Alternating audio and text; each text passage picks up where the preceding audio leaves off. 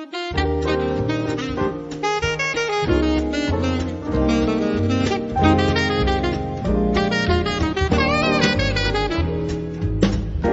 Portugal, there's a YouTube show full of fun facts you need to know. Carl rings the bell and the members show to the GMP Morning Show.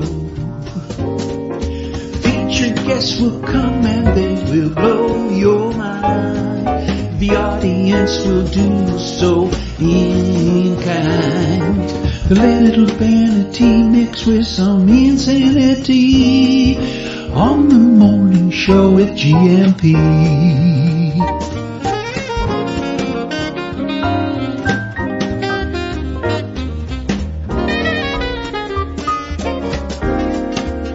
Hey, Gumpers.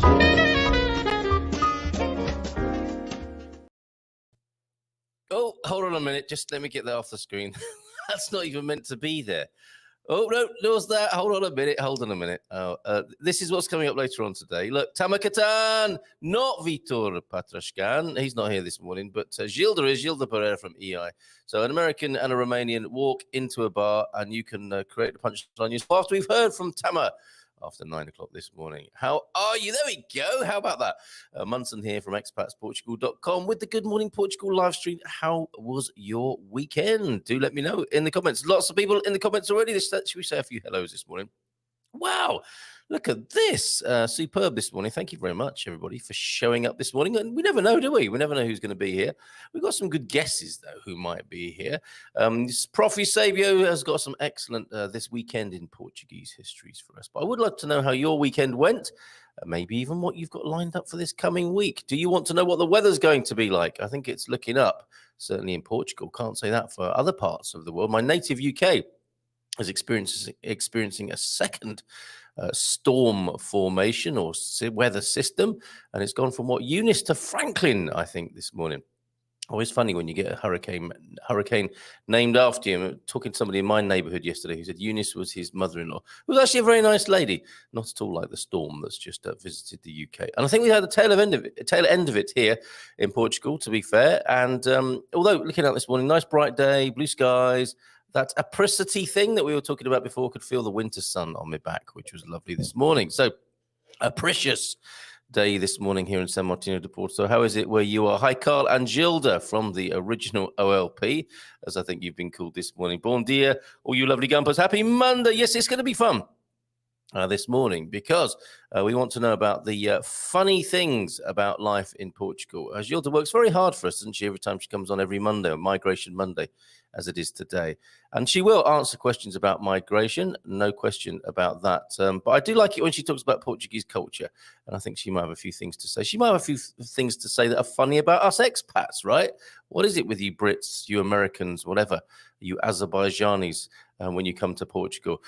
So anything that you've noticed that you find amusing about probably about yourself, actually, in your new life in Portugal, do share it with us. I've got a couple myself in just a moment, but we need to say hello to everybody, don't we? Oh, okay, we'll come back to that. I can do this, you see. I can star comments now and come back to them, giving you a little bit of a secret or a little insight into what goes on behind the scenes. StreamYard technology gets better and better. Isn't it an amazing thing that we can do this at all, let alone all these extra features they keep adding? Bom dia e paz e felicidade a todos. And so, hello, peeps, and happiness to all. The second, paz e felicidade a todos. It's in inverted commas. It's being quoted there. And there is somebody new in the picture. Can you guess who that is? The second part is the message in Portuguese sent out. There it is. There's the explanation. Should have maybe read that before I saw all of that. The second part is the message in Portuguese sent out on the Voyager space probe in 1977. Voyager is 14. What is that? Is that 14,500,000,000 miles from Earth? Paz e felicidade a todos. Isn't that nice? Morning, the original OLT. That's what you're called now in this community. How about that? Probably OLP though, right? Off to the doctor. So I apologize for spamming the chat before I go. Not at all. We like your flavor of spam, Eusebio. This weekend in Portuguese history, I'm calling him Eusebio. He's also known as Midlife Crisis World Tour if you're new to the show. And if you are new to the show, please tell us who you are, where you are, and what business have you here? If we can help, let us know. So 1993, TVI becomes the second private Portuguese TV channel and the fourth channel in all. Wow, those were the days, eh? TVI was initially owned by some prominent Catholic Church institutions. Well, yes, increasing the reach of the message, right? Grab a TV station. That's what anyone who seriously wants to affect the minds of people would do, right? And still do to this day. There's just a couple of people who own all the TV stations in the world right now. Bon dia, from T-Duck, with a couple of quotes from Stephen Wright and George Carlin. We can ask Tamer Kattan, who's with us later on, what he thinks of Stephen and George. And I think he probably will say, yes, incredible inspirations. Certainly George Carlin, right? Everyone has a photographic memory, said Stephen Wright. Some just don't have film. And we all know one of those people. We might even be one of those people, right? George Carlin quote of the day, is there another word for synonym? Very good. Is there another word for synonym this morning? Thank you very much, George, Stephen, via Thunderduck. More comedy to come from Tamer Kattan after 9 o'clock, and your humorous insights about life in Portugal, please. Today in Portuguese history then, moving on from the weekend, 1911, the inauguration of the Hospital de Santa Marta, based in the old convent of Santa Marta, dated from the 16th century. It was used as a hospicio de clérigos pobres in 1890. Well, of course it was. And it passed into government hands in 1903 as an annex to the Hospital de São José, especially dedicated to the treatment of venereal diseases. Thank you very much, Prof. Eusebio, this morning. Imagine there was a bigger demand, probably wasn't there in 1903, don't know for sure. Fact check, please, for those who would dare to look that up on their Google right now. Has there been... Google! Alexa! Has there been an increase in venereal diseases since or a lessening thereof of venereal diseases since 1903? Hold on, I'm just looking that up for you. If you need treatment, Hospital de Santa Marta is a public central hospital serving, I think it's going to be a pubic central hospital, given where we've gone so far this morning, serving the greater Lisbon area. Good catchment area. It is one of the main reference centers on the diagnosis and treatment of cardiovascular disease in Portugal. So there you go. Things have changed in the fortunes and focus of said hospital. Thank you very much for that. And I imagine Prof. Eusebio had a slight glint in his eye when he was sharing that with me this morning. Good luck at the docks yourself. No connection, I hope. But what do you give a man with everything? Penicillin. Baldilocks is here. Good morning, everyone. How are you, my friend? How is California this morning? And Baldilocks, always good to see you in. We know it's an extra special effort for you to be here, so appreciate it. And will you join us, I wonder, tonight again on the Gardening Q&A? Mondays, of course, the Gardening Q&A with head gardener Lee McGrady. And our friends from the Get Out and Grow project, Anna Todd and John Agate, shout out to both, who put the program together with me on a Monday evening at 6:15, where the happy homesteaders come together and share tips about what's going on in their gardens and the sorts of things they would like to grow and have access to, both here in Portugal and the UK. Those are our two focuses. But anywhere in the world, people tune in from Mexico, South Africa, all over the world to be with us on the Gardening Q&A. 6:15 every Monday, except the first Monday of the month. Do join us. Hola, bon dia, meus povos. Excited. Tamer Kat. Is that what he's known as? Is that his hashtag? Tamer Kat will be on the show. Yay. And my daughter arrives Lisboa any minute now. Son is still there. Fantastic. Family goings on. How lovely for you, Rebel Mama. And thank you for being here this morning. Bon dia, Carl. I really loved last week in Portugal. Did the heart and soul good to be enjoying interaction with Portuguese friends. Weather was excellent in Albufeira. Thank you for that message, Diego. And thank you for keeping us up to date, taking time out, despite your relaxation there, to send us fantastic pictures and videos, as you often do. 913-590-303 is the number to do that. It's scrolling along the bottom of the screen. I wonder if you see that at the same speed as I do. So it's right in the middle now, 351-913-590-303. If you want to send in a message or a video to the show, which Deagle did whilst relaxing here in the south of Portugal last week. And thank you very much, Deagle, for everything you do for the show. and your constant input over these last few months since we've got to know each other. Great to have you here, as it is to have Dougie here. Dougie Hughes has Alcoutine, or did have Alcoutine on his radar, and has produced us another 2-minute taster, which I might do this side of the 9 o'clock, full stop. And let's see how we get on, though, this morning. We've got lots of hellos to say this morning, and I'm not complaining about that. Bon dia, alegria a todos, Amsterdam. E caro recharge. My battery was at 3% when I checked this morning, so emergency recharging. With the old Tesla there, you'd have thought your car would have sent a message to your phone saying, I need charging, or even driven itself down to the charging point, or even thrown its cable in through the window. Good luck with that. But I think it's probably a bit like, excuse me, you know, when you're sometimes a little bit busy and tired out, sometimes, well, I speak from my own experience here. When I'm a bit cream crackered, as it were, I find that my phone is often, you know, I let it run down as well. And, you know, the systems of life generally reflect the state of the owner, don't they? So I'm not casting nasturtiums at you there necessarily, Matty, but it may be true for you too. Bon dia, Carl. Excuse me, and friends. You introduced me to some amazing people, says St. Catherine. Morning, Kate. Viv swims with alligators and shoots dangerous snakes. It's like Viv Dundee, isn't it? I'm keeping on the right side of her. Yes, good advice there. Keep on the right side of Viv, everybody, given that little CV there in the comments.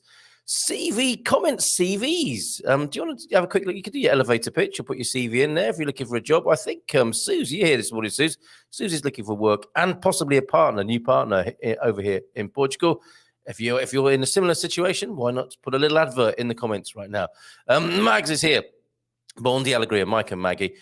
Gilda. Okay, let me just start that one. No point in me reading that out yet. I will read that out after 9. Come back to that. Thank you for that, by the way. Mike and Maggie, how are you both? Matty, yeah, how are you? Rebel Mama's asking, and so am I. And she's also asking, where are you in California, Baldilocks? Yeah, Baldilocks. Second, third big name storm in a week to hit Ireland and UK today. Yeah, it's Franklin, isn't it? And we're back to lighting the fire and wearing jumpers. Is that a word that travels well around the world? They were putting on their woolly jumpers, if you know what that means, over there in Northern Ireland this morning. Good morning, Rebel Mama. I'm in San Diego. There you go. All questions answered here, including personal whereabouts. Not your fault, and there is nothing you can do about it either. It's good to know, isn't it? Is that about the battery? I wonder. Gemini Bradshaw, good morning, everyone. Good morning to you, Gemini. How are you today? Born and raised in LA is Rebel Mama, by the way, and the Coach Turner. Now, where is everybody who's joining us on the second round of a little bit of gentle fitness for the Bon Vivers? Drop me a message. You can see my email there, carl@expatsportugal.com. If you want to go through our 30 video series for a bit of growing old disgracefully, Bit of a reluctance I'm feeling there. Don't be scared. All very gentle, all suited to your pace and position in life. How is everyone doing? Weather been fantastic down here in Luge. Another day in paradise beckons, which reminds me, you sent me in a rather good photo, didn't you, that I should be displaying for people. It would have been perfect production, would it not, if I'd sent that at the same time as I was reading out your comment. I've got a lovely picture of you. Oh, that's a beautiful lunch venue there. I think that's a lunch venue, isn't it? And I'm going to stick that on the screen whilst you're here. And a lady on a bicycle as well. An excellent bit of sculpture as well. So let's hold on, everyone. Just slow everything down just for 1 minute there whilst I bring these onto the screen. These are very, very good. Do send in your pics and videos to 913-590-303. 2 days off, you know, and I'm a little bit rusty. And my fingers aren't moving quite as fast as they do by the time we get to Friday. Cranking everything into gear, including myself. Oh, have a look at this while we're just bringing Ian's pictures onto the screen. I don't know what prompted me to put that onto the screen in this coming week.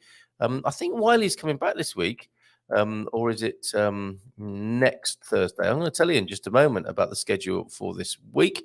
And yes, I think that's a rather cool cartoon, isn't it? People's washing on the line.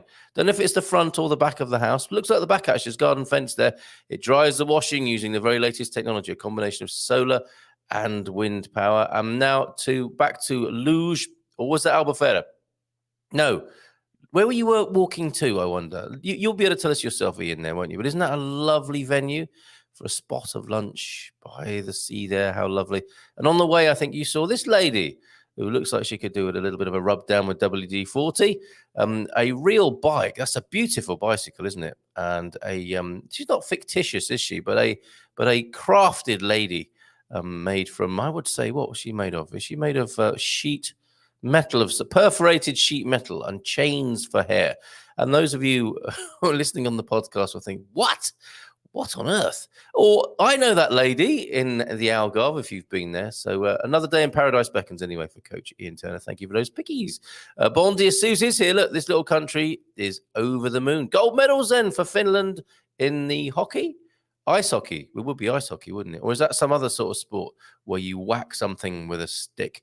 Well done, Finland. Gold medal. Do you want to tell us a bit more about that, Suze? I'm not abreast with that news, that Winter Olympic news development there.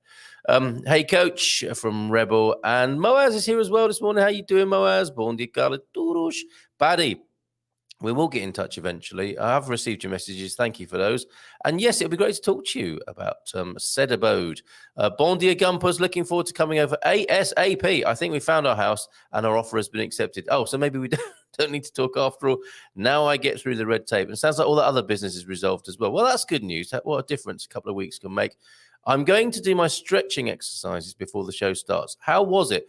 These comments before the show had even started, you lovely people. And wonderful news, Baddie, from Suze.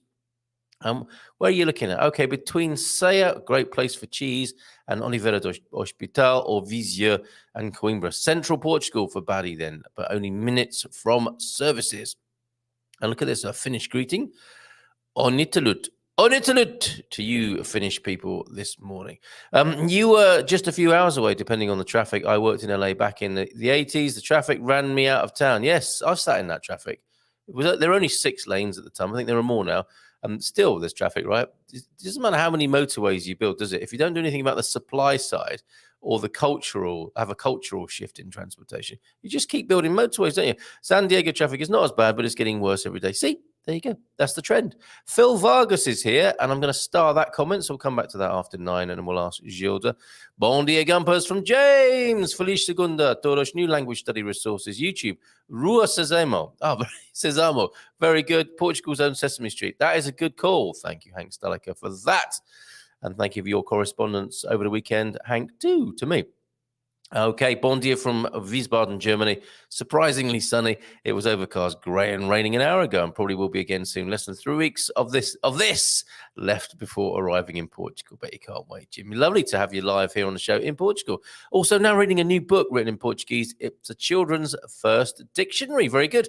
Good man, James. Thank you for sharing those with us as well. Bon dia, Gumpers from Brian Taylor. How are you, Brian? Good morning to you and to Jack Polly. Jack Polly, bon dia. Ottimo final de semana. Sinal no mundo. What does that mean? Ottimo final. The end of the week already? Or have I misunderstood that? Please explain yourself, Jack Polly.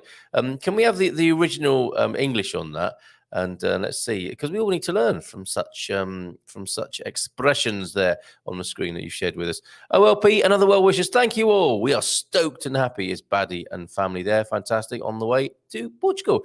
And please tell Tamer that I am Haiku Junkie on Instagram. Well, you stick around and tell him yourself, but I will star that too, and we'll come back to that when Tamer joins us. Tamer, always great fun to talk to Tamer. I had a really interesting conversation with him last time about how it is that it seems like the musicians and artists have sort of toned themselves down a bit, or I'm just not in tune with the right sort of musicians and artists. And it's the comedians who are the great social commentators right now, holding the governments to account, the powers that shouldn't be. Wow, very nice place, says Shirley Pagolayan. What are we looking at there? Oh, well, that was Ian's pictures, I suspect. And Raj is here. Bon dia, Raj, I think, down in the Algarve too. Pam's here too this morning. Bon dia, boa semana. A todos from Pam. Good morning to you, Pam. And hello, Jill from France here. Hello, Gillian Jackson.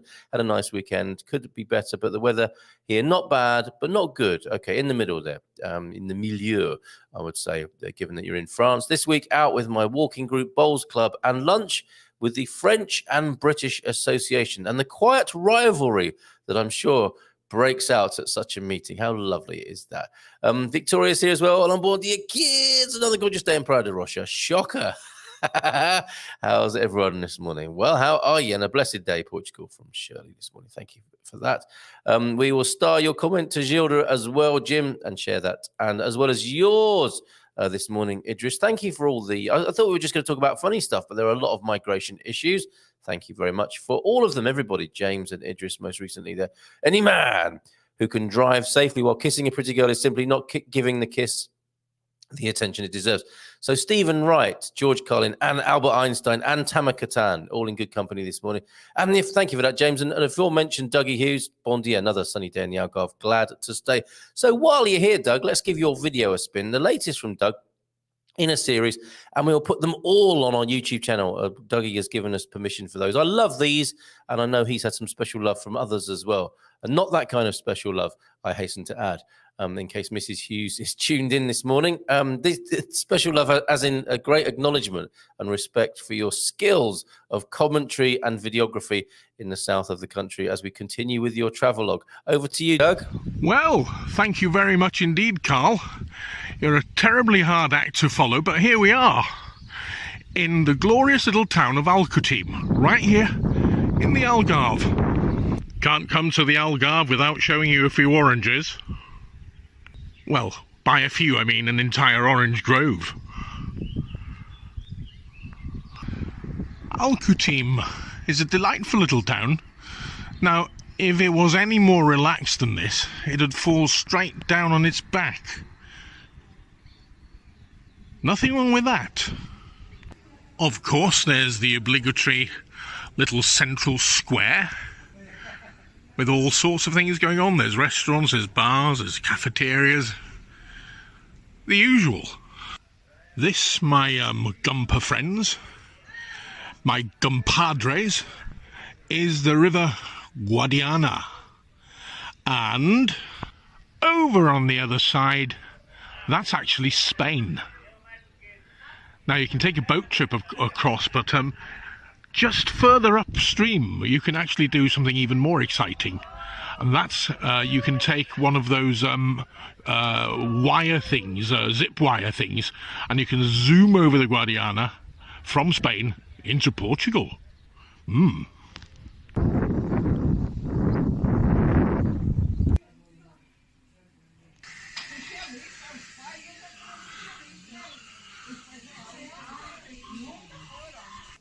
All these sloping little back streets means that you'll work up an appetite. Actually found this little restaurant. Very nice it is too. What a great little place just to come and have a quick lunch or something. It's such a really picturesque little place, and because we're away from the coast here, even though it's only February, it feels really warm, and it's well over 20 degrees. So there's not a lot wrong with that, is there? As always, that kind of brings our little whistle stop to an end. And time for me, as always, to hand you back to Mr. Munson. Superb. Alcutin there, courtesy of Dougie Hughes. Thanks, Doug, for that. And many more of those to come in the coming week. I love them. Thank you very much, Doug. And has anybody here done that zip wire from Alcutin into Spain? What a great way to arrive for lunch in Spain. They pop across the border. What a lovely video. Thank you very much there. Joke. We've done this one, haven't we? Didn't we have this last week? A priest, a rabbi, and a duck walk into a bar. The bartender says, "What is this? Some kind of joke?" Are you just showing off there, T-Duck, so that you come to Tamer Kattan's attention? Wouldn't that be great, though, to have one of your jokes adopted or paid for, even better still, by top comedians such as Tamer Kattan, who joins us after 9 this morning. Bon dia from a storm battered. The only thing we really do like battered in the UK is the fish, right? And that's not good. I did see some shocking video from over there in the UK. So take care, Gary Orgles. Jim, it's one way of calming down in a storm, isn't it? Can they grow cannabis in Portugal? By they, who do you mean, Jim? Asking for a friend. Well, cannabis is grown in Portugal on an industrial scale for the medicinal industry, allegedly, for medicinal purposes, pharmaceutical use.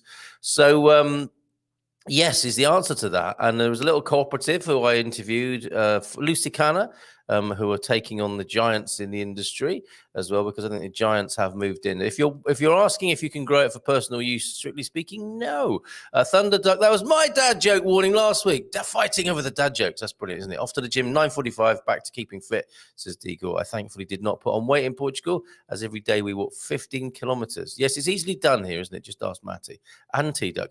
Had a great visit around the Amarante region last week, but glad to be back here in Bajada. Yes, indeed. And yeah, remember, of course, in the Bairrada region, the Leitão Poster, a Festival de Leitão, the suckling pig, for those of you who like it.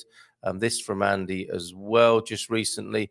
150 euros, I believe, for 10 people, and you get a suckling pig and 4 bottles of the local fizz for that, which I think is a new festival that's happening there in Mamarosa in the Bairrada region. Go there, you won't be disappointed. I think it's certainly an unsung part of Portugal, the Bairrada region, where I've had the pleasure to live previously. Antonio F is here as well. Good morning to you, Antonio. How are you? I've been talking a lot since Spartan Effects since a webinar on Thursday and discussion of how they name themselves and why they name themselves that. Had all sorts of conversations about Sparta this morning, which I'm always reminded of when I see your picture. I know you're not a Spartan in that. I think you're a Lusitanian warrior, aren't you? I love your picture. And wow, my computer froze and I was wondering when the show would start. Sorry, I missed it. We talked about you loads, buddy. I don't know if you heard it. Good from a beautiful Gayrush. Have a great week. Yes, I was in Gayrush over the weekend. Jacqueline, you live in a lovely part of the world, don't you? Very handy for Caldas. Of course, Bon dia Gumpers. I'm so excited, says Pips. Pippa booked my trip to Portugal over Easter for a week. Fantastic. Haven't seen my family on Mud Island for 3 years. Mud Island, is that Madeira? And Baldylocks, good morning from the LP as well. I've not driven the car. I've not driven the cat. Oh, was he recharging his cat or recharging his car? Parked it with 33% on the battery, and that was a little over 2 weeks ago. But where does 30% energy go when it's not being used? Is it talking back to base or Mars or something like that? Or Elon, having a personal conversation with Elon. Good morning from a beautiful Gada Shobidosh. Have a great week from Jacqueline Branco. Thank you for shouting us out, Jacqueline. I noticed that in your group. Very kind of you.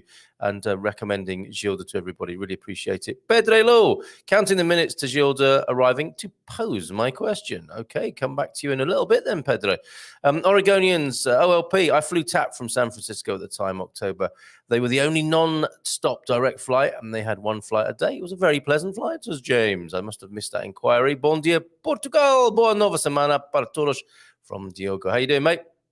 Good to see you here this morning. Erotic novel entry. Attempting to remove all confusion, Carl told her, I am not abreast. I said I was abreast, but that doesn't really help, does it? Humor.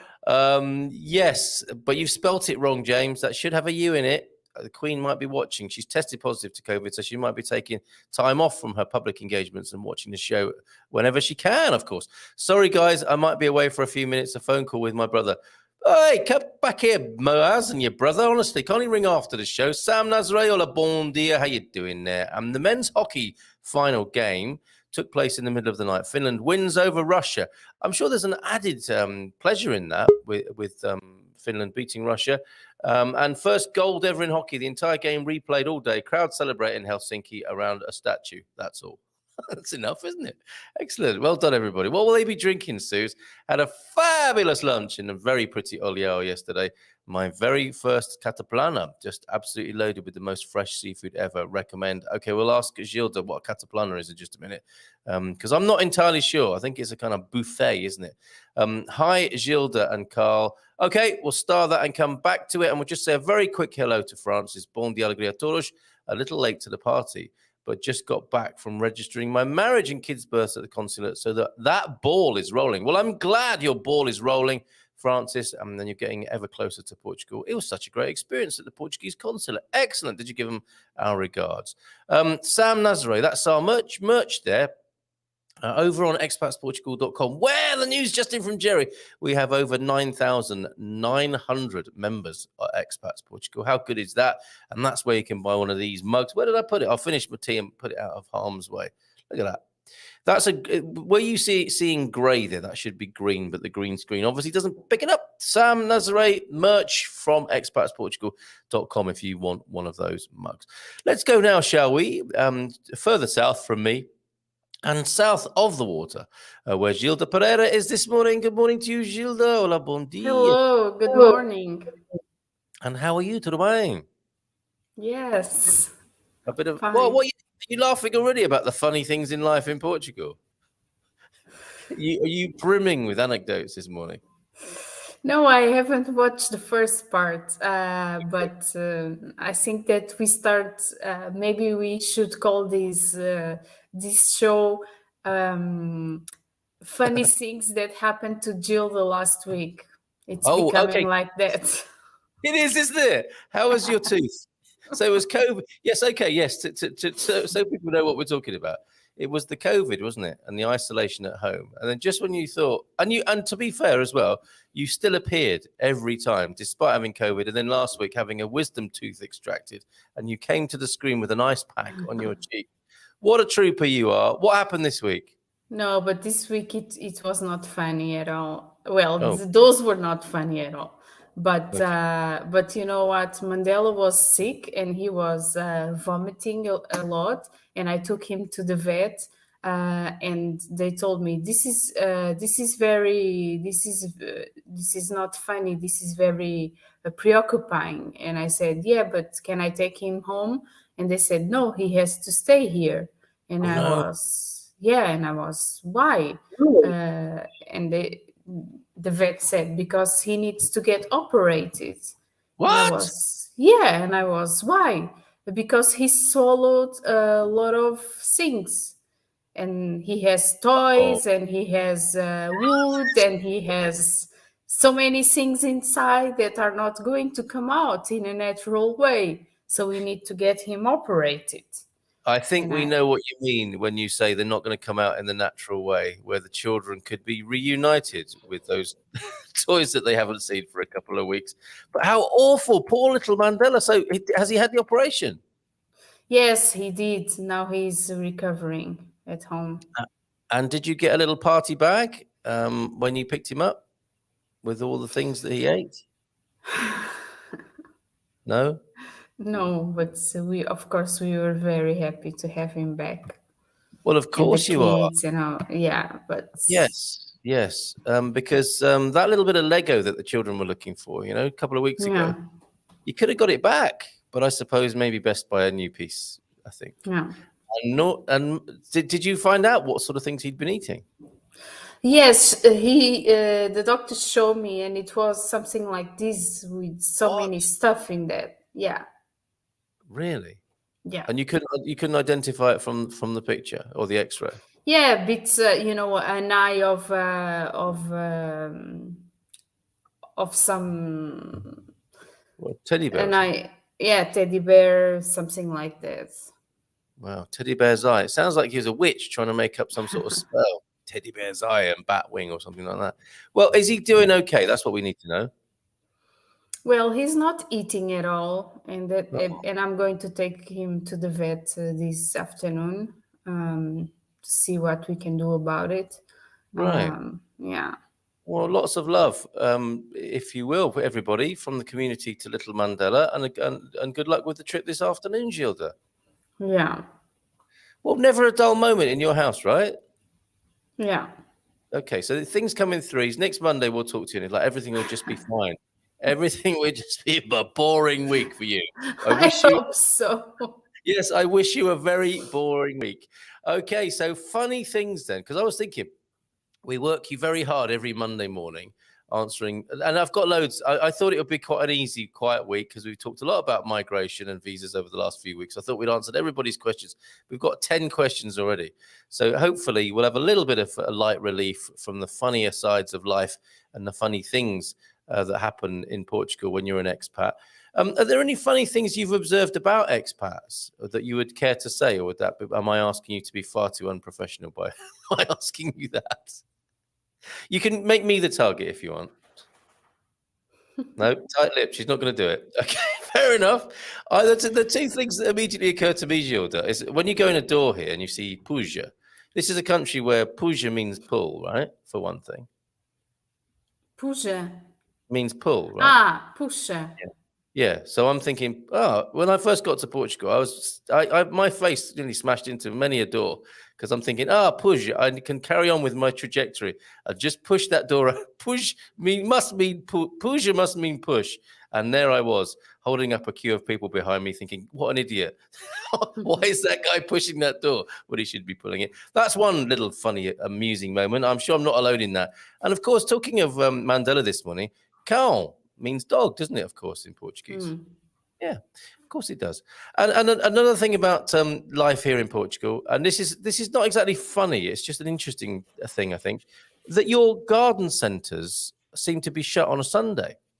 Now that's a time a lot of people want to work in their gardens. And on the one hand, the expats coming over here, they could be saying, God, I mean, what is it with the Portuguese and their business sense? Why aren't they opening the garden centre on a Sunday? And I'm thinking to myself, yeah, Portuguese, taking Sunday off, spending it with the family, going out to a picnic, eating lovely food, sitting in the sunshine, having a nice drink. You losers. And I thought, yeah, that's why, isn't it? Because that's quite right. It's not funny. It's absolutely right that Portuguese people take Sunday off, or some of them anyway. I think the trend is towards opening because we went down to Leroy Merlin's, which was open, big corporate place. But the local garden centre was shut on a Sunday, and I found that charming, and long may it continue. Yes. Yeah. Why? What's funny about that? It's not exactly funny. I just think it's a lovely quirk because the expats could get their knickers in a twist about it.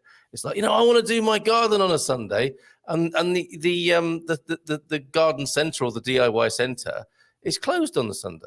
And it's not funny. In retrospect, having said all of that and embarrassed myself slightly, it's absolutely right that it should be like that, and long may it continue. It's just it's just one of these quirks of Portuguese life, I think, that you have to and should get used to as a foreigner. I never thought about that. No, clearly, but I did a little bit, and now I'm going to move on with that and hope that other people have got funnier and pithier observations of Portuguese life. I think our friend Tamer will, who's joining us in a little while. He here on the screen. He lives in Lisboa. And he's got a couple of dates in Porto, and I think he'll have one or two funny observations about life here in Portugal. But I can't push you then on that. I can't push you on the funny things about expats who come here. There is one thing that for us it's funny. It's when people arrive and they come to the office. They say, "Okay, now I want my self appointment. I want my enrollment in the health center, and I want my driving license exchange." And then when we tell them about the deadlines, they get very surprised. Yes. But they think they are going to have everything straight away. Yes, I can imagine as well. And from their point of view, I suppose they are wanting everything to just be done and dusted. But it just doesn't work like that, does it? So what is your immediate response to them? Take a chill pill? Take it easy? We've got this. Yeah, I say it doesn't work like that. It doesn't work like that here. Okay.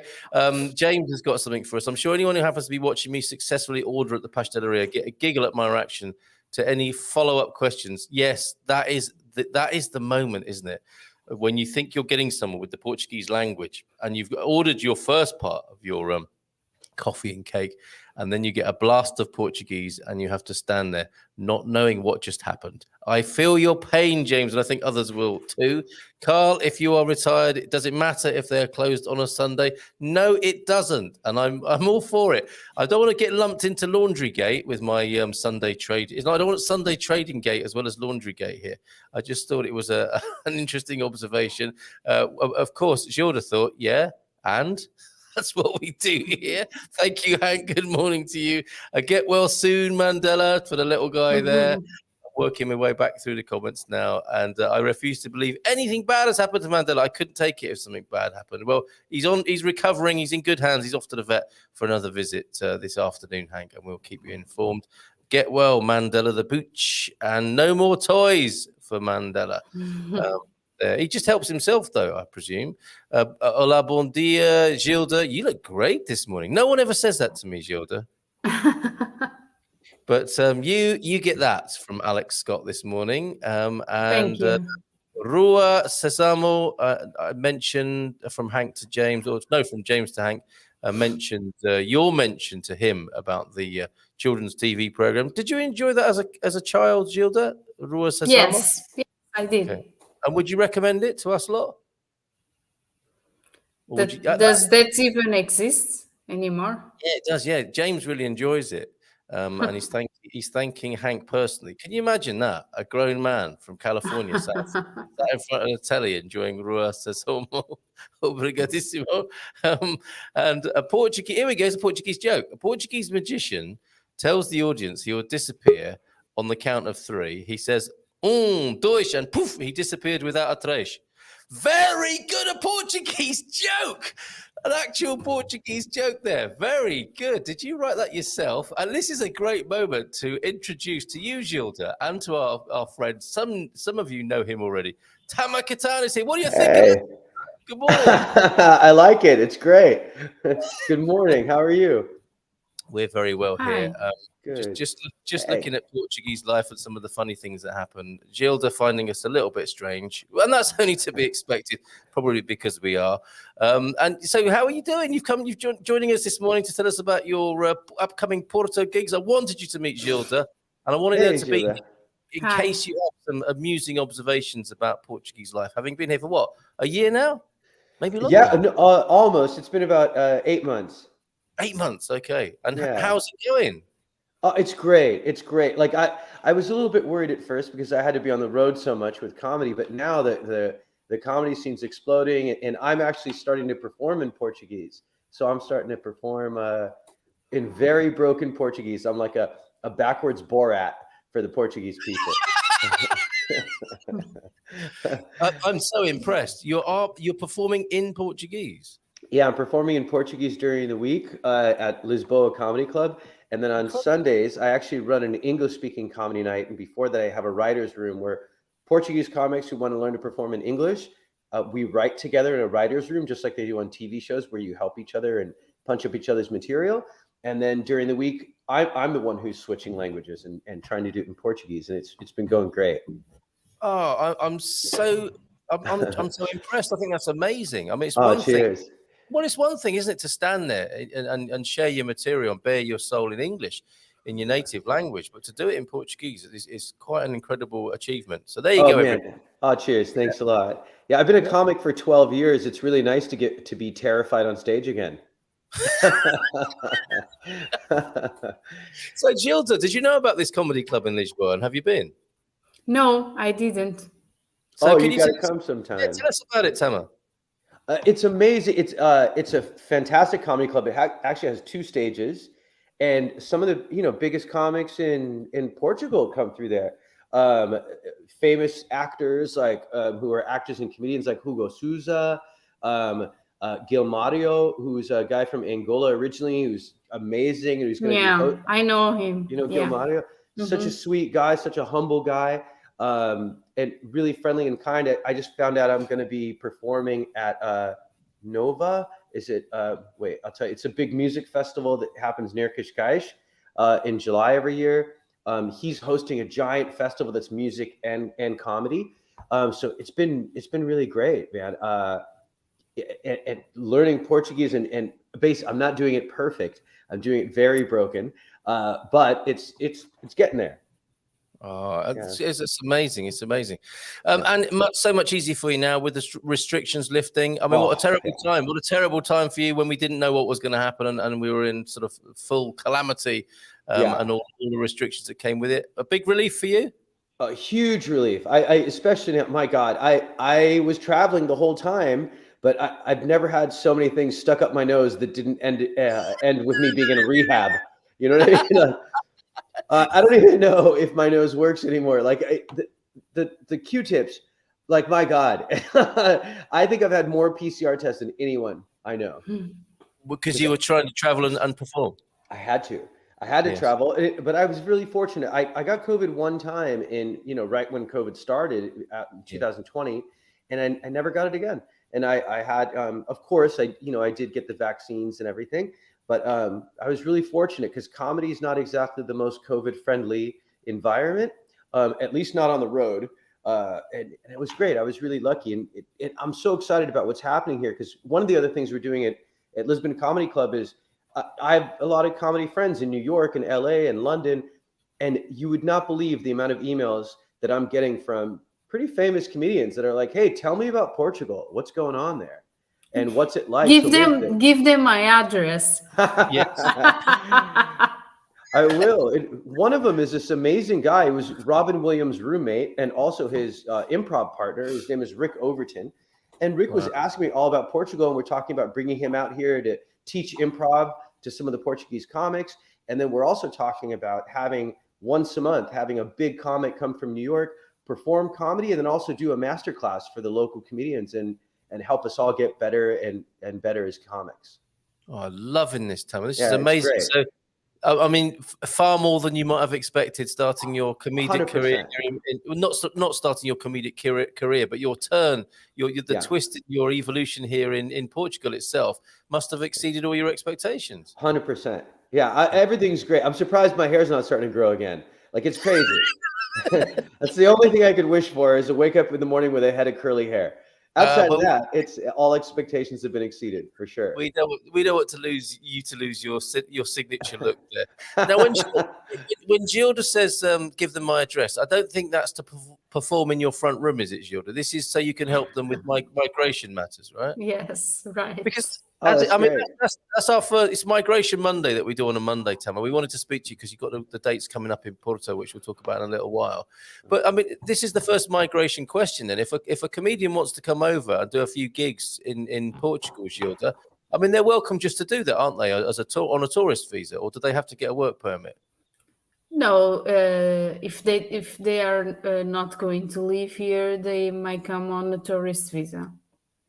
Okay, but if it gets serious and the same excellent, if the road rises beneath their feet as it has done with Tamer here, they should get in touch with EI here, Tamer. Okay, tell your pals if they want to live here, if they come here, they think, wow, this audience is great, this country's great, the food's great, the wine's great. I love hanging out with Tamer. EI are the right people to process their paperwork. Okay, so up there in Porto, is that later this week with your buddy here, Victor? Yes, exactly. That's going to be this Friday in Porto at Teatro Sá da Bandeira, which is a beautiful theater right in the middle of Porto. It's really great. And actually, there's another migrant or immigrant that I know who's originally from Zimbabwe. I met him in Porto last time I was there. He created a clothing company called the Rad Black Kids. And and he's exploding, just doing so great. His clothes just got into huge stores all around the world, and Nordstrom and a lot of other big stores. And I keep meeting these people that are people that moved here, and their expectations are being exceeded as well. So it feels like so much is happening in Portugal. It's weird, right? It's weird to say that COVID has actually been a good thing for some people. For a lot of people. Yeah, and it might be, mightn't it, that along with one of the best top 10 passports to have, best quality of life, safest place to be, the food, the drink, the people, the weather, comedy. Yeah. It could be on the map if it's not already, as an epicenter for developing comedy and a comedy hotspot for Europe. Definitely, absolutely, it really is, and it's such an inspiring place. Like one of the best things for me is like when I was in New York, it wasn't hard to learn how to be funny, but it was hard to figure out how to be different.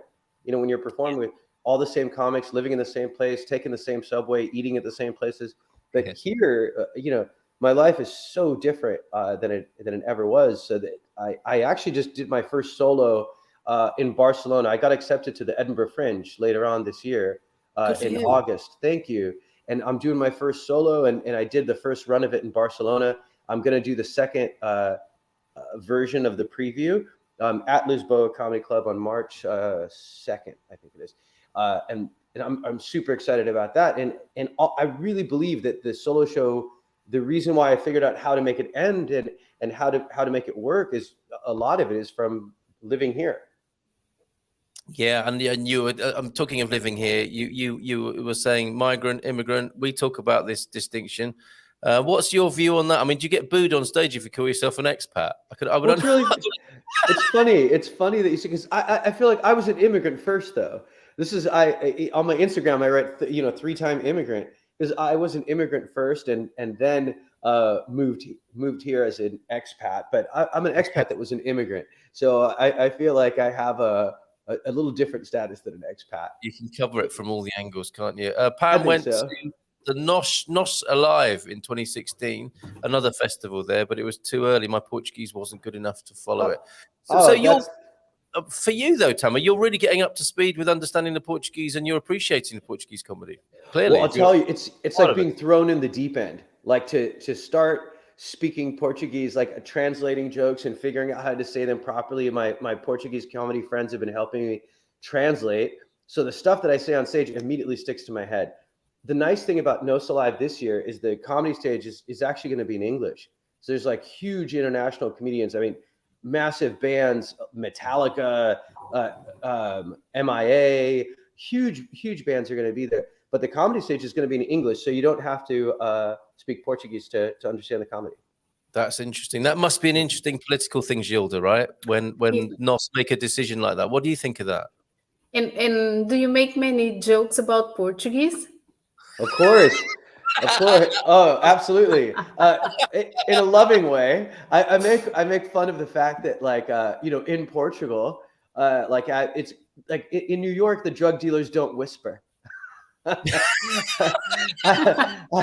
don't know if what that's like, if it's outside Lisbon, if it's like that, but like, the drugs are in a very gray area where it's not illegal, but it's decriminalized.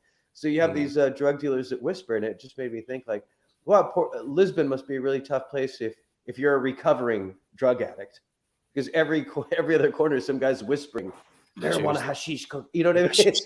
Hashish. Yeah. It's like being on a diet, and around every corner some guy's whispering ice cream, cake, French fries. Like, what are you doing?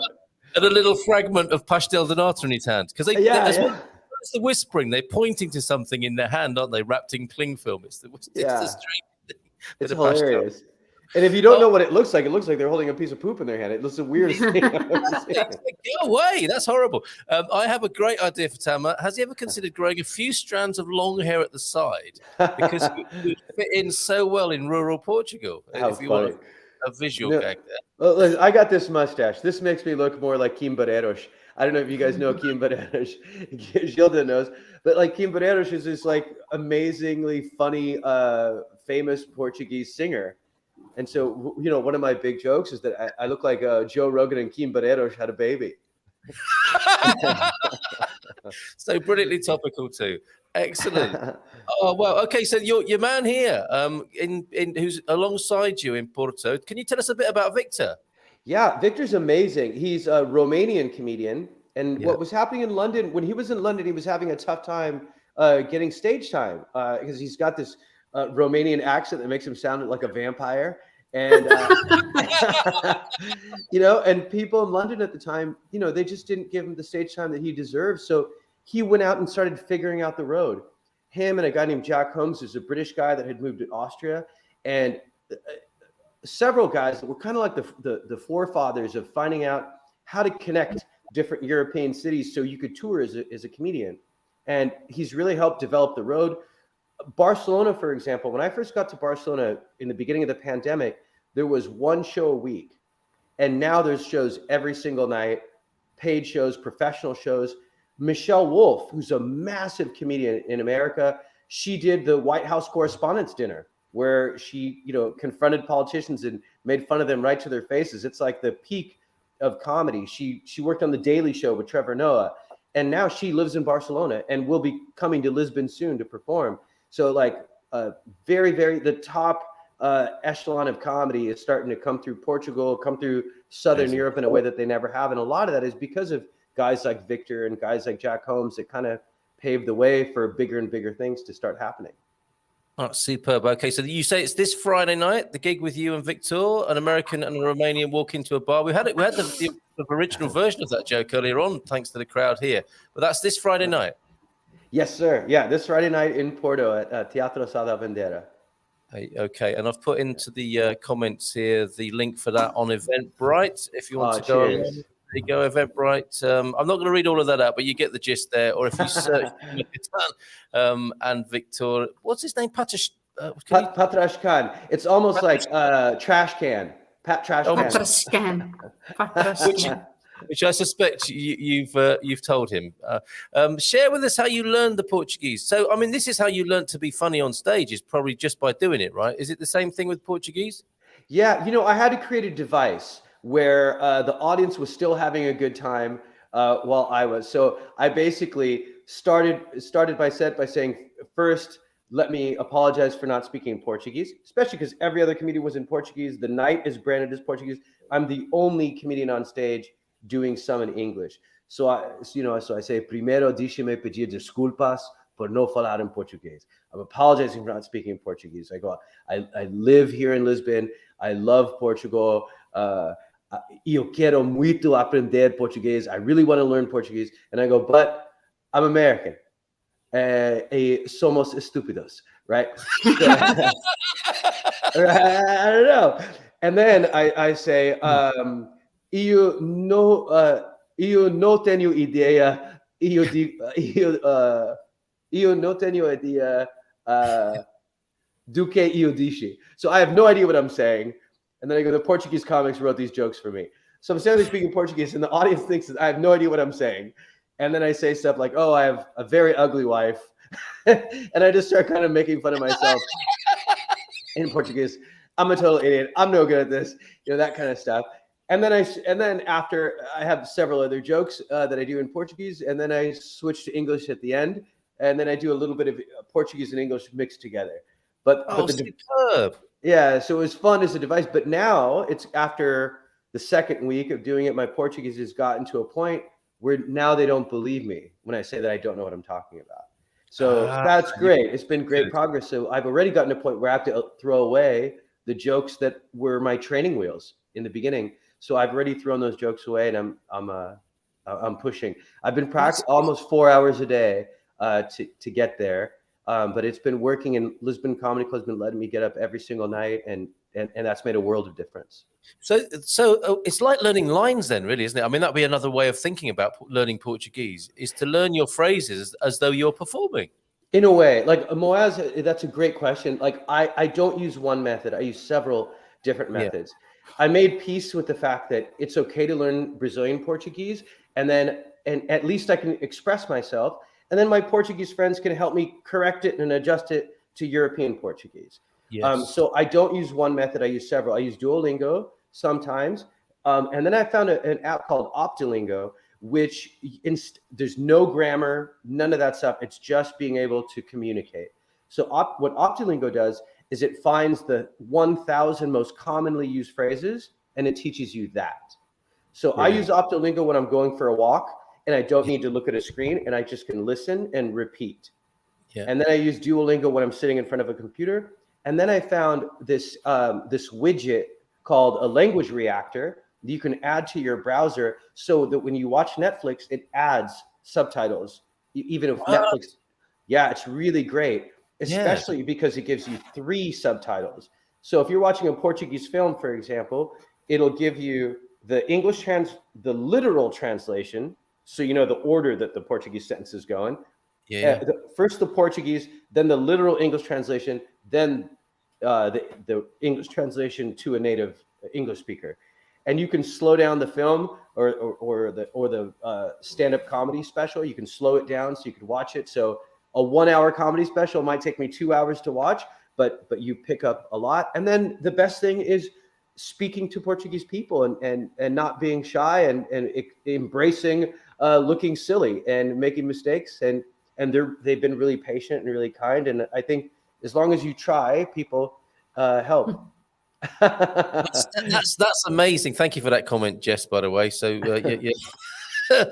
people loving you being here this morning, Tamer, and that's nice. Rebel Mama, who is known as Haiku Junkie on Instagram, who I think is one of your fans. Oh yeah, I know her. She's great. Michelle Wolf killed the politicians at the correspondence dinner. She was honestly the best ever.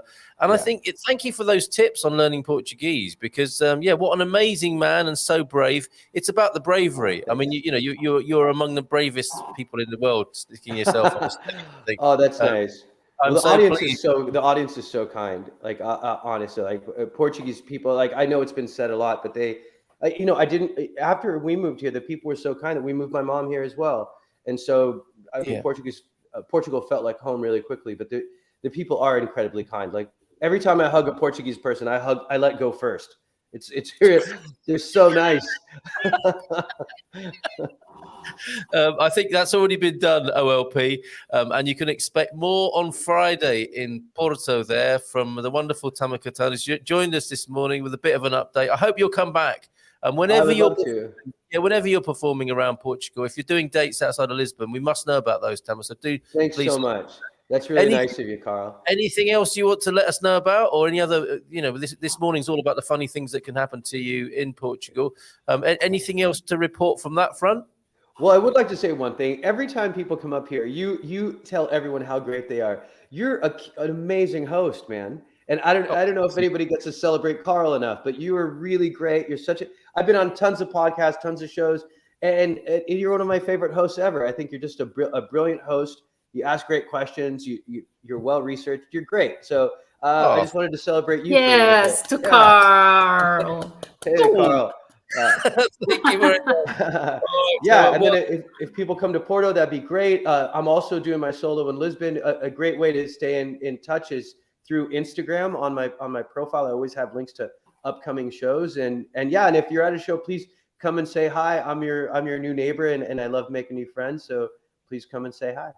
Oh yeah, if anyone comes up to you and says I'm a gumper, it's they're from here. You don't need gumper. to be. You don't need to be concerned or worried. That's the collective noun of people from the Good Morning Portugal show. I'm glad I told you. Thank God. Okay, I'm glad you said that. Imagine somebody doing that. One ear someone's saying hashish, hashish, and the other one someone's saying I'm a gumper. It's like okay, security.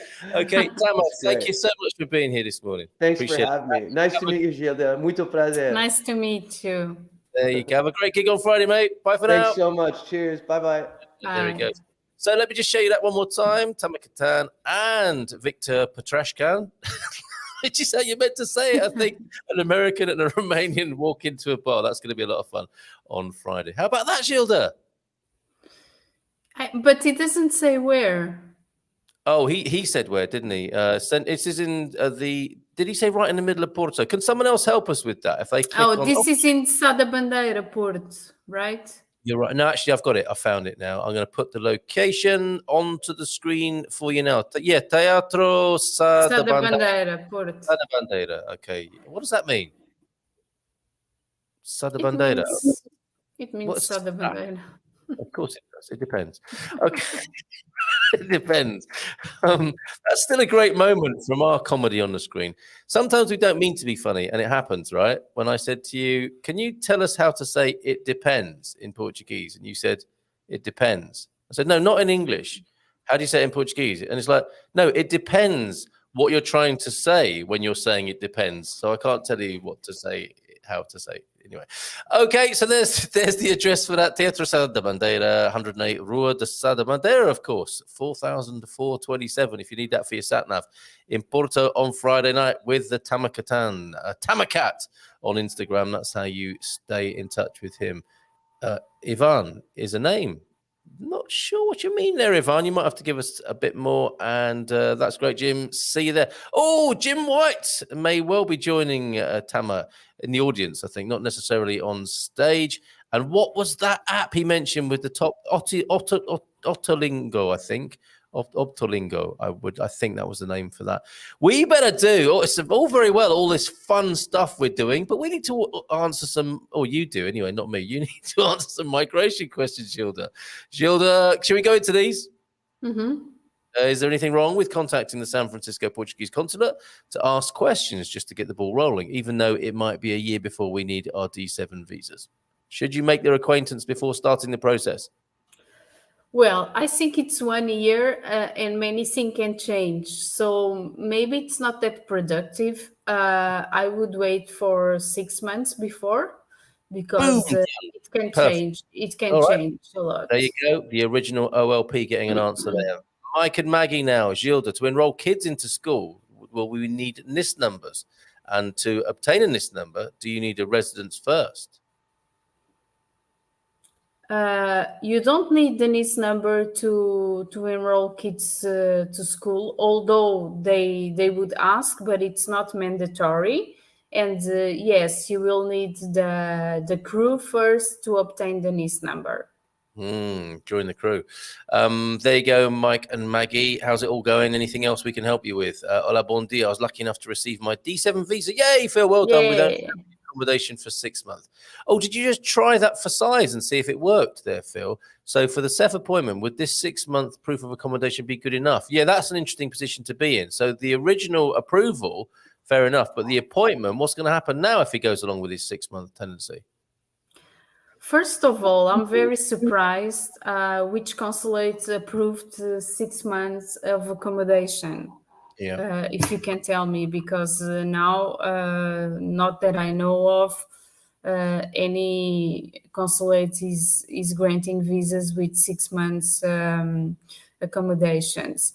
And for CEF, it's the same. They are only approving 1 year accommodations. Okay. All right then. So, but if you can tell me the consulate, that would be very helpful. I think other people might like to know that as well. Yeah. Spill the beans there. So sorry, I might have missed that.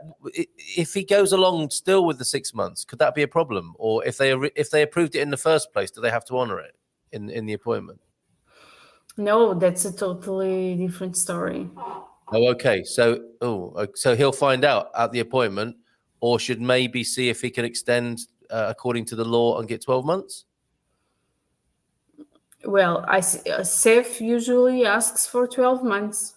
Yeah, that's belt and braces, Phil. If you're asking, what do you need to be absolutely squeaky clean, belt and braces, etc., then 12 months is what's required. But you could try again in the same way that you tried before. But who was it you tried? Good morning, Gilda. We received our D7 visas last week. Nice one, Jim. Many thanks to you and your amazing team. Well worth the cost. There you go. Thanks for letting us know, Jim. Nice bit of praise there. Hi, Carl and Gilda from Idris. Good morning to you. Follow-up question from last week. Family reunification. How many pay slips / statements does CEF want to see to prove the financial means before issuing authorization? There's Gilda. Well, usually they 3 pay slips. Right, 3. Okay. And are pay slips enough, or does it have to be tax return sort of stuff as well? It depends. If you already have tax returns in Portugal, you can take it. If not, only pay slips and bank accounts. There you go, Idris. And counting the minutes to Gilda arriving to pose my question. So let's go find that question now from Pedro. And what nationality? 4 nationality applications. How long for proof of submission? What is the legal status while processing?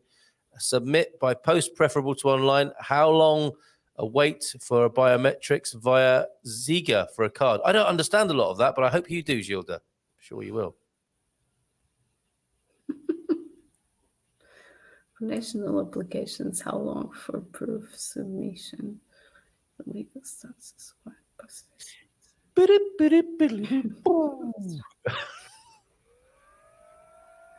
What's that in the background? Is that is that your fan? No, it's my window. It's your window. Sorry, go on. Why does your window sound like a motorbike? A motorbike. There's a strange whirring sound. This isn't helping Pedro, though, by the way. Sorry. So for nationality of applications, how long for proof of submission? What is legal status whilst processing? This is complex, isn't it? Submit by post, preferable to online. So we're talking about citizenship here, aren't we? I think that's the thing. So the easy one is, should it be by post or online? I mean, what's the done thing with that?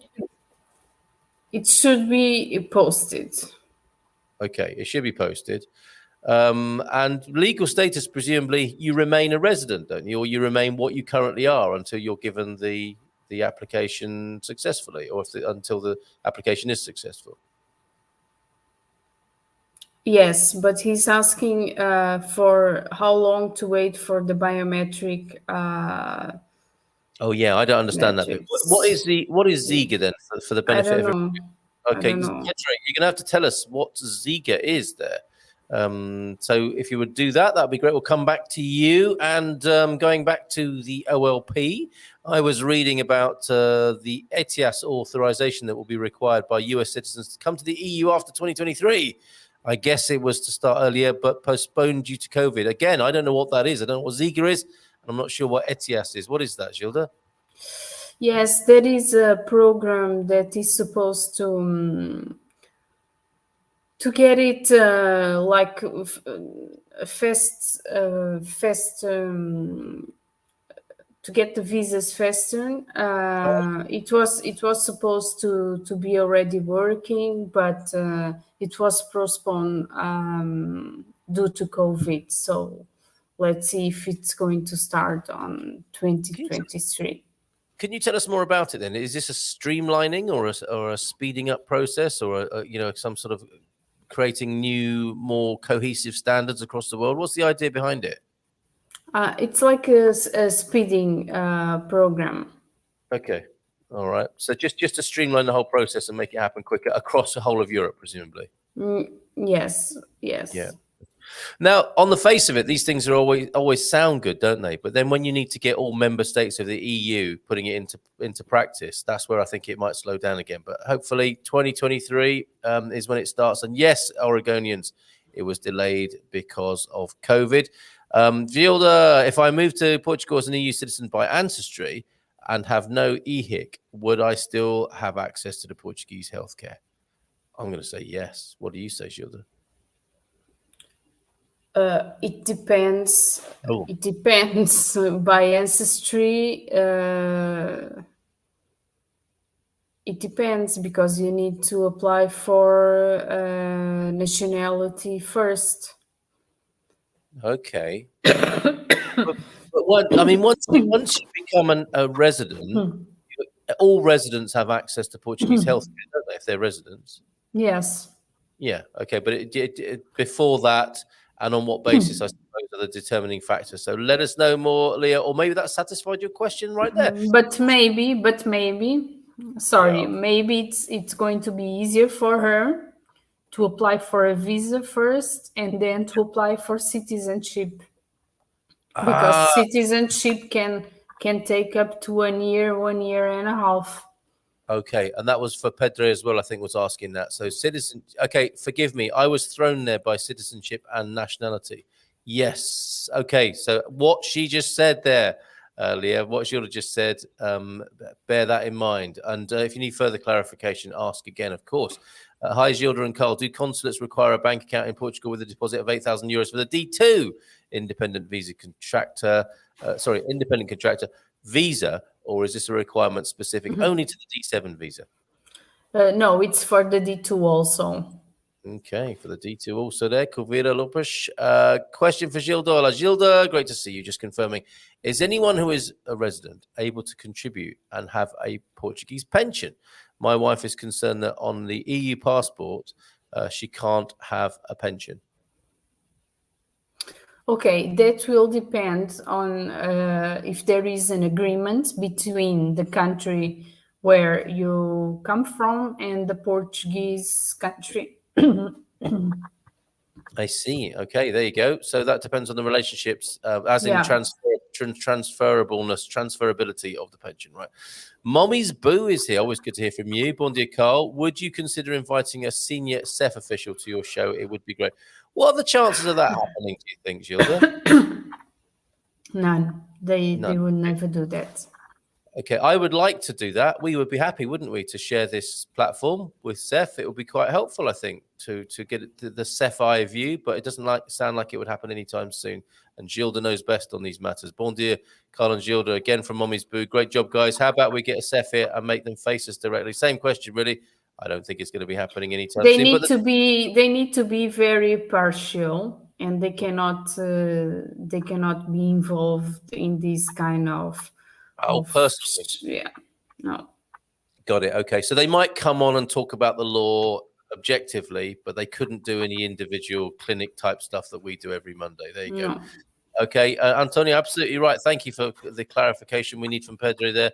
And that's the question we still need a little bit of help with from you there, Pedro. Let's go back then and see what's going on.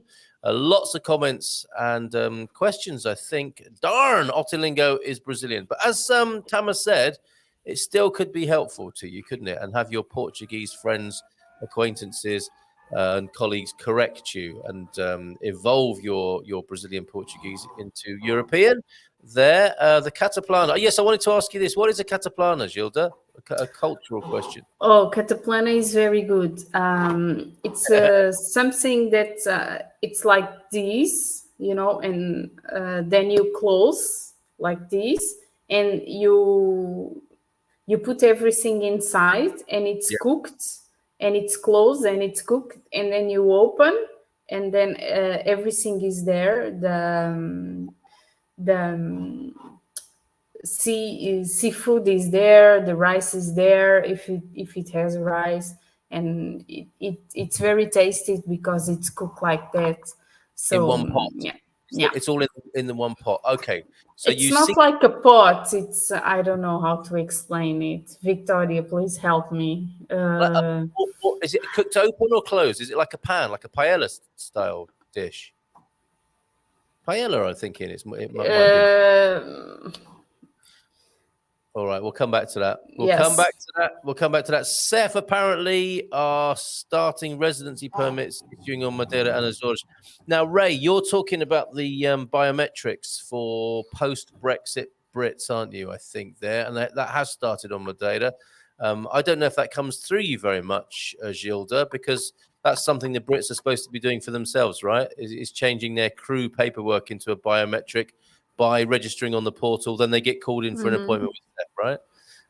Anything more to say about that? No, actually, last week they opened some vacancy for family reunification. We are open to make some appointments for our clients. Yeah. Okay. And remember that on Monday I said that I didn't know when they are going to open, but they did last week. Okay. All right. So there you go, Brits. That's what you need to do. Make sure you're signed up via the portal, and so you can go into the biometric process and get away from the old paperwork.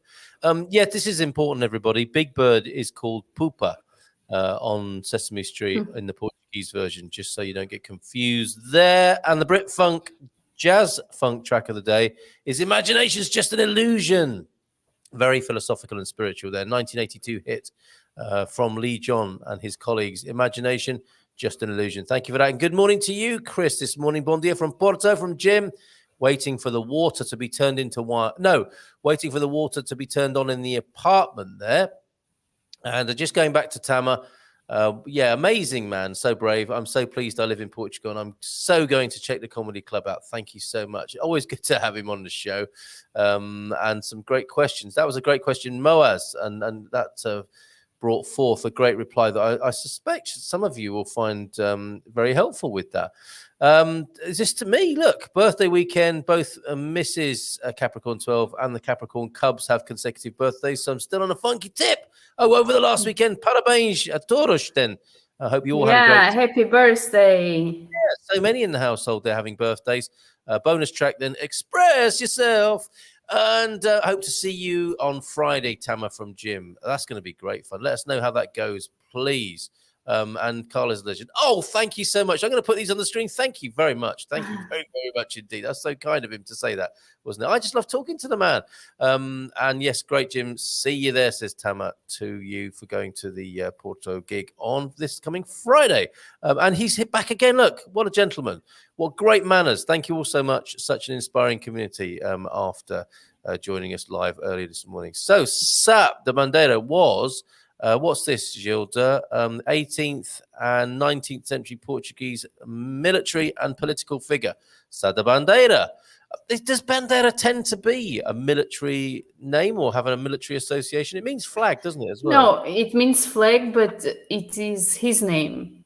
Yes. Okay. All right. And from Haiku Junkie, aka Rebel Mama, not sure if you saw this. I know you're from New York, but I claim you for LA because of your joke about dressing like a gang accountant out there. Yes, and it's Otilingo. I think he's still with us. He moves among us surprisingly quick. Is that an erotic novel entry? I wonder there. And so nice to see you, Gilda. As well. Sam Nazare, I think, was detailing the tips that Tamer gave us. Duolingo, Otilingo, or Optilingo, and Language Learning Reactor. That bit of software sounds amazing, that last one, doesn't it? Language Reactor. And congratulations to Phil Vargas from Jim there. Rebel Mama talking to you, OLP. It's VFS you go through, so not sure if the consulate would do anything for you. VFS is very helpful, and you can call them if you would like to. Okay, hi Gilda. What is the score with Seth? Are they going to stick around or will they be disbanded? They are going to be changed, aren't they, Gilda? They are going to be disbanded. I just learned this word right now. This at the end of June. Okay, all right. And no one knows how they are going to restructure things. All right. Well, we'll keep an eye on that. It's going to be a surprise. As soon as I know, you'll know. I'll share that with everybody here, of course. Seth still wants you to have 2 years, is a question. So Seth still wants you to have 2 years of Portuguese minimum wage in a bank account, right? A plus 50% for a spouse. Yes. Just checking. And from Alex Zoltzman this morning. Good morning to you, Alex. Dear Gilda and the EI team. Hey! Thank you so much for all the support with the visa process. Got my D7 visa and in Portugal now. How about that? That's really lovely. That's great. Yeah. You didn't have to do that, but you did, and we're very grateful. ETIAS is the new entry system into the EU. Yeah, so I would expect on the face of it an improvement, but actually implementing things like this across Europe, I mean, that's going to carry with it some challenges, of course, post-COVID, etc., etc. Hi, Gilda. Is a bank account in Portugal with a deposit of €8,000 a requirement? I think we did that one, didn't we? But I think you got your answer, Kuvira. And ETIAS stands for the European Travel Information and Authorization System. I think that partly prompted by Brexit, possibly, because it's different now. And they'll be tracking the movements of British people coming into Portugal on the border of... at the Portuguese border, of course, because you're only going to be, as a Brit now, you're only going to be allowed here for 90 days, right? In any 6-month period. Is that correct? And not just Portugal. That's for all of Europe, isn't it? In each 6-monthly period, 90 days. Is that right, Gilda? Yes, but I think this applies to all the countries, even to Brazil. Seriously? Yeah, it's going to be an international thing from outside Europe to inside Europe. Oh, so it's Europe's effort to unify their immigration policy for anyone coming into the... Is it right to say the Schengen area? Or is that... Yes. Okay. Good. Exactly. For tourists, I understood from reading about it that it's a precursor to tourists having to get a visa to enter the EU. They call it a visa waiver. Wow. So they've got some big plans in the EU by the sound of it. And they want to affect migration policy in all the member states, perhaps, then, Gilda. What do you think is going to happen long term? I don't know, Carl. And we won't speculate right now. Morning, people. Gilda, look, what is this? Gilda, you look great as usual. It's true. The other two, not bad either. Oh, okay. All right. Fair enough, Abel. Gilda, I'm a Portuguese national, but my kids are British citizens. What paperwork do I need to get them a Portuguese passport? Great question, Abel. Okay. It's first of all, you should bring them and make the family reunion with the birth certificates. Okay. Yeah. And then when they become Portuguese residents, you should start making the Portuguese nationality for them. It's going to be an easy process because they are your children. You just need to bring the Portuguese certificate, birth certificate with an apostille. It's not going to be a big deal. You just one process it's going to be with CEF, another process it's going to be with the Conservatoria. Yeah. Okay, very good. I am downloading pictures of Cataplanas, everybody, so relax. We're going to enjoy those before the end of the show. To clarify from Leah then, I would have a Luxembourg passport, but since I've not worked there, I do not qualify for an EHIC. Okay, so Luxembourg passport, that's an EU passport, isn't it? Yes. Okay, so I wouldn't have thought there's any problem. You come here with a Luxembourg passport, you register at the camera to say you're living in a now resident in Portugal, and you have access to the health system, right? Yes. Okay, easy It's going to peasy. be Georgie easy. Bom dia todos from Georgie George this morning. Hello, how are you? If it wasn't for my back issue, says Moaz, I definitely live in a small town. Also, I'm sure Lisbon is more expensive than many towns in Portugal. Yes, would you say, Gilda, that Lisbon is perhaps the most expensive? Oh no, Cascais it can be more expensive. Yeah, Cascais is more expensive. Cascais is the there you go, your most expensive place to live in Portugal, probably. Of course, you can buy, your ultra swanky, expensive homes anywhere here. But I don't know why your back issues are related with living in Lisbon. Good question or good statement. Yes, what? Because good healthcare is available all over Portugal. Yeah. Okay. And from Eusebio, the profile pic is Zé Maria Essa de Queiroz, who had an interesting view of the English in his book Letters from England. Please, can we have that quote again this morning? Because I loved that when you sent it to me before, Prof. Please reassert that into the chat. I need help, says T-Duck. We know that, T-Duck. With pronunciation. I did the first free lesson on Optilingo, was totally confused. They show a Portuguese flag, but I've never heard those words pronounced that way. This happens here, doesn't it, Gilda? How can you help? Yes, I think that you should learn something here with... What do you mean? What, you don't use that system? Why are you laughing at poor old T-Duck? No, it's not that. What was his name? Tamer. Oh, Tamer, I see. Yeah. Well, you should learn something with Tamer because you are struggling so much for such a long time, and then Tamer shows up and he's already telling jokes and giving shows and learning Portuguese in three different ways and watching films with three kinds of subtitles. So, no sympathy. I don't know. Or maybe join the comedy club. Wouldn't that? You are doing something wrong. Yeah, approach it with a bit of lateral thinking. Join the comedy club, T-Duck. That would be my suggestion. Not that there's anything wrong with your jokes, but they will be turbocharged, and you'd get to learn Portuguese as well. How about that? For Gilda from James, asked earlier, but it got missed. Is Revolut an acceptable Portuguese bank for the purposes of residency renewal? Have you heard anything about Revolut and their new foray into Portuguese banking? Well, I have some experience. I have experience of CEF that accepted, and I have experience that CEFs that didn't accept it. So it depends on the person that is there. Recently, Revolut has been like settled in Portugal, and it is supposed that they accept, but one never knows.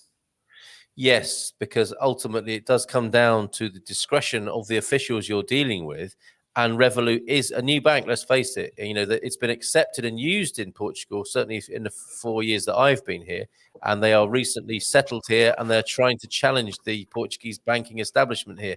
But it takes time, I think, for these things to catch on or to have a proper foothold. English people, listen to this.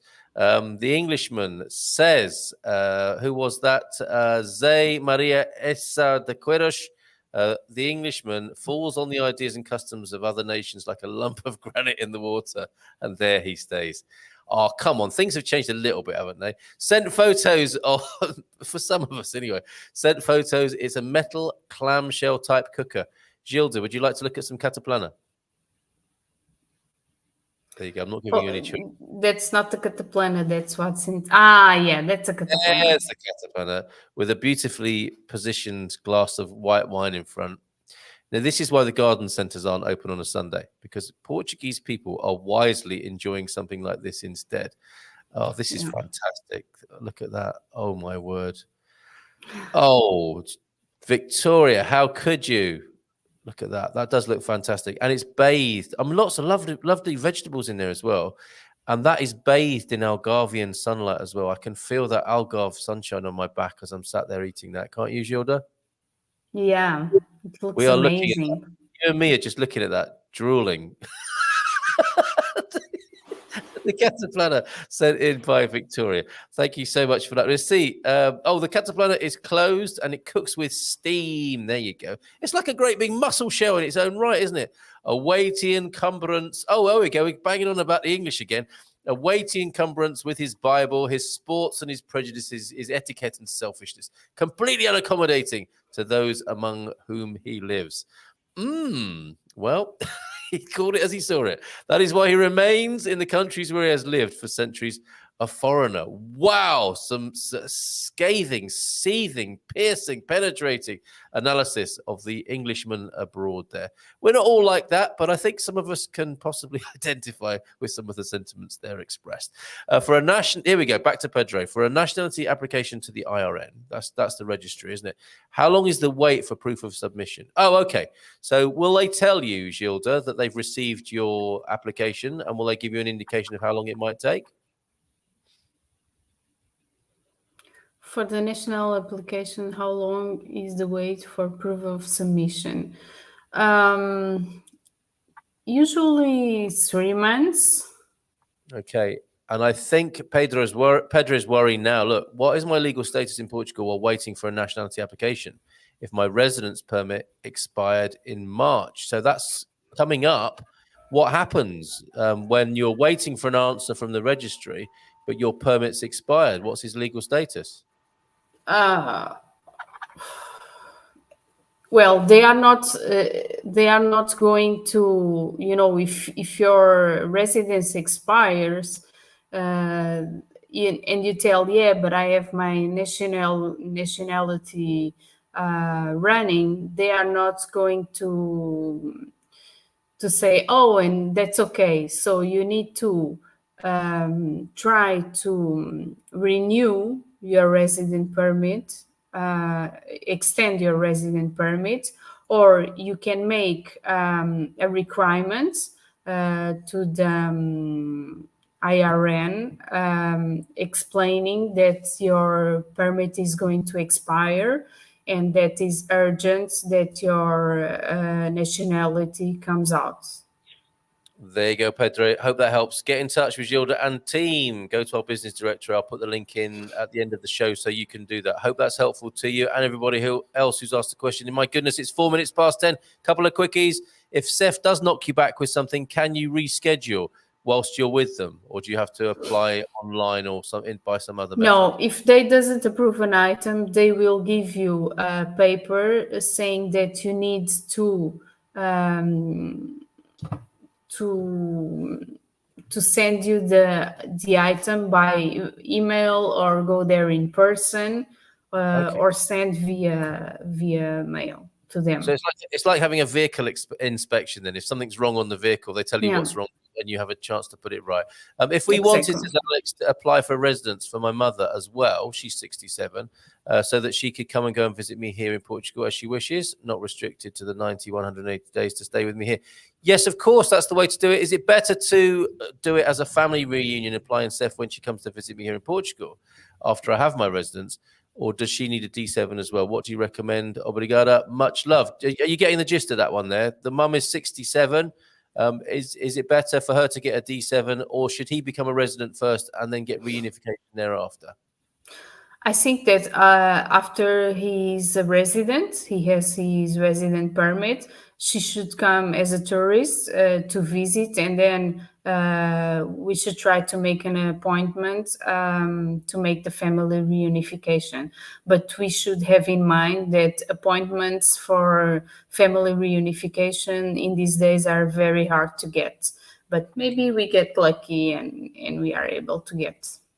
Maybe. There you go, though, Alex. We should start soon. We should start soon trying to get the appointment. Very good. Okay, just one last one then. Hi, Gilda. Can a D2 visa lead to NHR? Yes. What are the disadvantages of a D2 compared to a D7, apart from the simplicity of the D7? Thank you, Abinand, for that.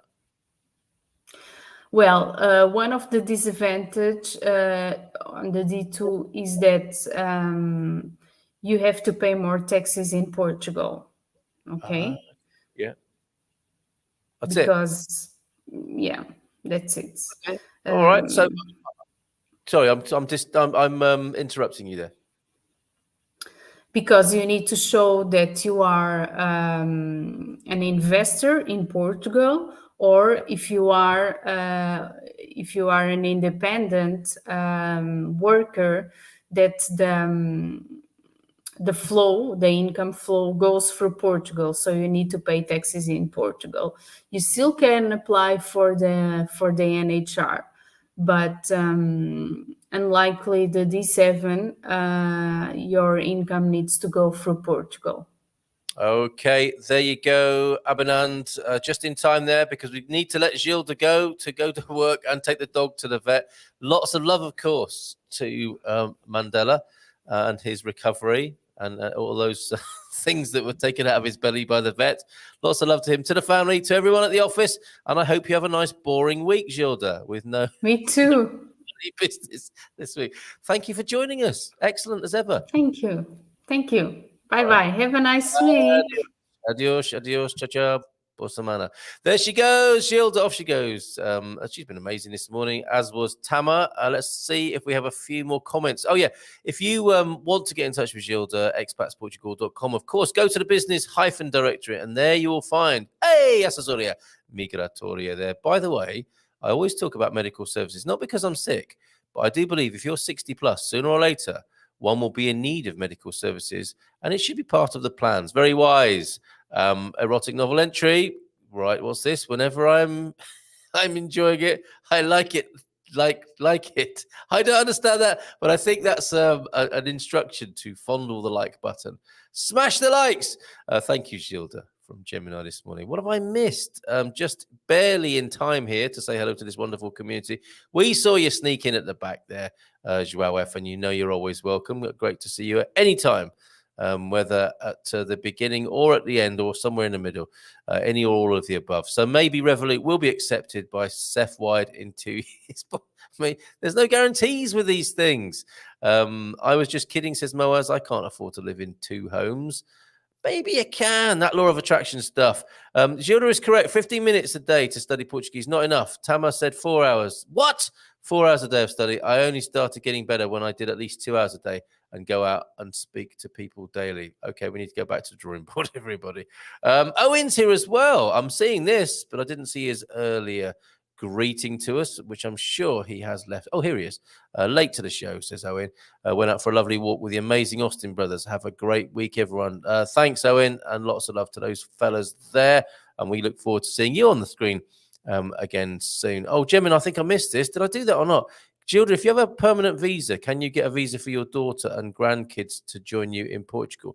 Well, certainly you can if your daughter is under 18 or under 25 as a student. But you say visa. They can get their own visa, can't they? A D7 to do that. We'll have to carry that forward. I'm so sorry. I missed it. Eusebio, hey, I booked my ferry to Bilbao on 6th of April, coming for 2 months this time. Yes. Maybe we'll talk to you live in the studio or something crazy like that, Prof. Coming for Dad's birthday and the Vanguard to my perma move in the summer. Hurrah.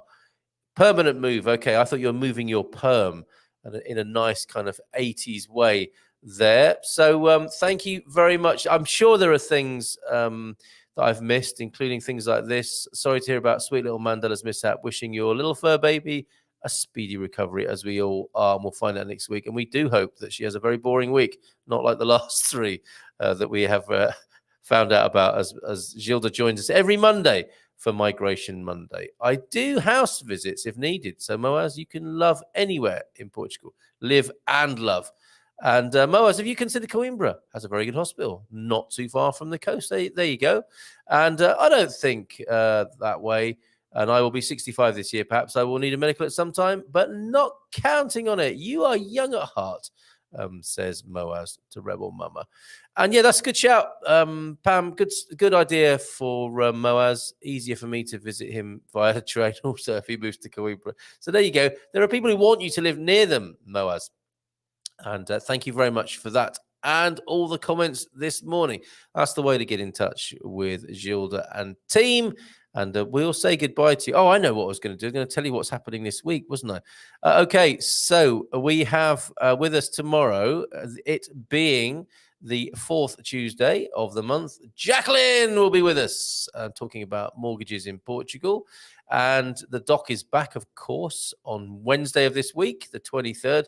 Short month, isn't it? By the end of this week, February is pretty much over. These months are whizzing by. Always accentuated by the fact there's only 28 days in this February, of course. And February is always a shorter month.